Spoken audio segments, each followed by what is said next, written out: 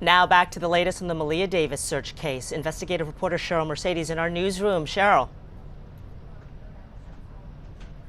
Hey, Sherman, the investigative team has been staying on top of this story. We uncovered over 300 documents yesterday showing this case with Maleah tied up in court over custody and allegations of abuse and neglect. And we have just learned that the court has ordered that Maleah's mother, Brittany Bowens, and the stepfather, Darian Vance, have no contact with either of their children until further notice. That just in from the court.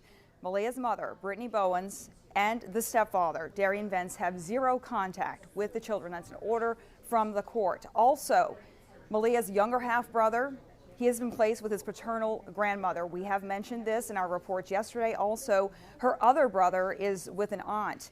And when Maleah is returned, the court says that she should be placed with her brother at the aunt's house. So at this point, we know that neither one of the parents are able to contact, or they should not be, according to a court order, with any of the children until further notice, and that the siblings of Maleah have been placed with relatives who the court deemed safe at this time. We will continue to stay on top of this story and bring you any new developments from the investigative team. Back to you, Sherman. All right, thank you very much. And of course, we will continue to follow this on air and online, and you can as well.